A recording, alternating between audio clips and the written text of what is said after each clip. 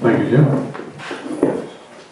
Also, I'd like to welcome Straits-White on behalf of the Progressive Conservatives, Marshall Dean on behalf of the Liberal Party, and Chris Mishmore, of course, on behalf of the NDP. Welcome and good luck with the debate tonight. And without further ado, I guess we'll get things going. We hope the debate doesn't turn into the weather outside. First question. Or rather, my mistake, yeah? Introductions first. Introductions first. Each candidate here has 3 minutes, is it? 3 minutes for the 3 minutes to speak, introduce themselves, and talk about whatever they wish. So starting with that, Selma. Thank you, Mayor. First of all, I'd like to let me commend the organizers of the for hosting this event, and thank you all for attending. The choice of who will represent this district in the House of Assembly over the next 4 years is a critical one. There's a lot riding on this choice, and we have to get it right.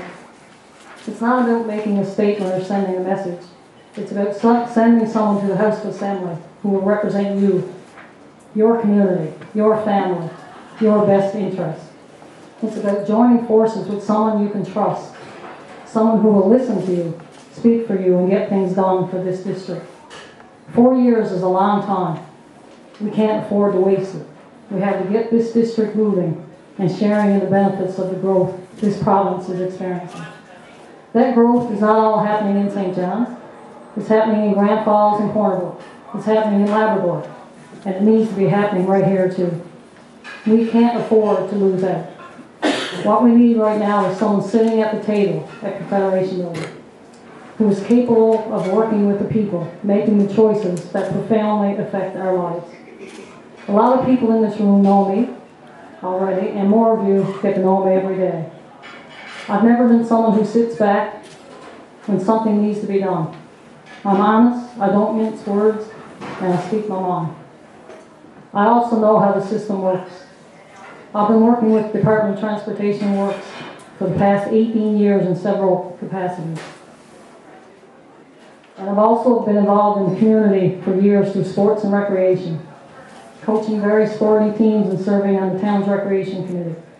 For the past 6 years, I've served on the College of North Atlantic Board, with all the different layers of government, provincial, municipal, federal, health boards, school boards, college boards, and so on. And like any system, it's a complex system. It's not perfect. It's always a work in progress.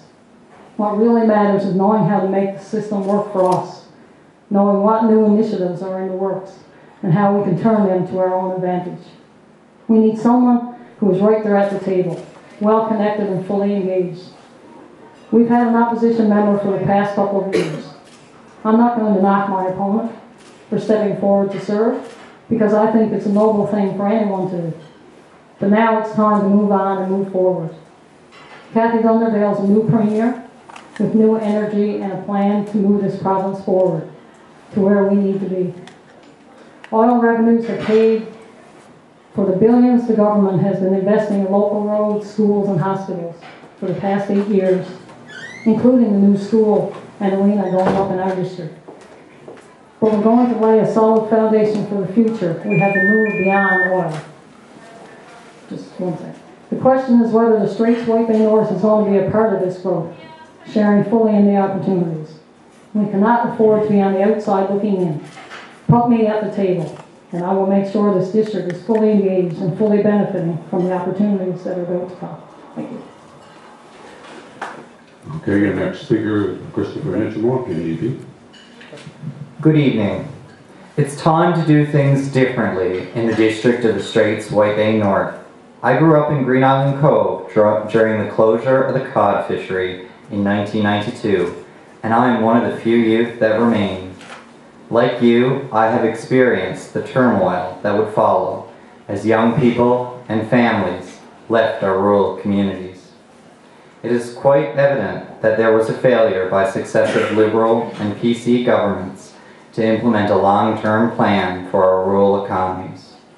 There is still no plan today to ensure we have a sustainable economy in our region.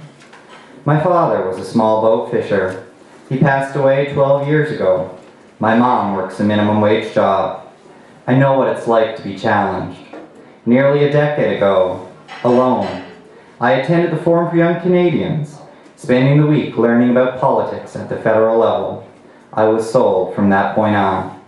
Also, I was inspired to create and promote our unique culture and heritage by establishing Flowers Island Museum in 2002 for just under $500. We need new ideas. In 2008, I graduated with a Bachelor of Commerce degree. After spending a year living and working in Europe, I have traveled more than 30 countries around the world, have life experience that is quite valuable to our region.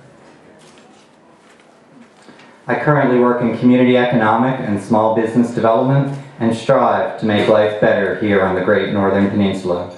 I have knocked more than 3,300 doors in the district, visiting every town and community. It is quite evident that our municipalities are undercapitalized, seeing firsthand the erosion of community infrastructure, wharves, roads, dilapidated buildings, and lack of essential services. There have been poor decisions made by past governments not to reinvest in the fishery, inaction to remove the Ingallee fish plant, removal of the air ambulance service that creates a challenging climate for our health care. When we released our platform, the NDP put our priorities right up front and provided explanations as to how they will happen and how we will pay for them. No other party has done that.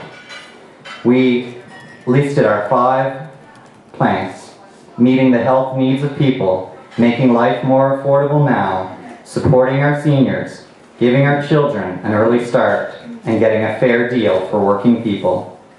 Real solutions, right now, to build a region and a province with real opportunity for all of us. We need someone who is community-minded, willing to find cooperative solutions, and I look forward to the dialogue here tonight because it's certainly time for the NDP.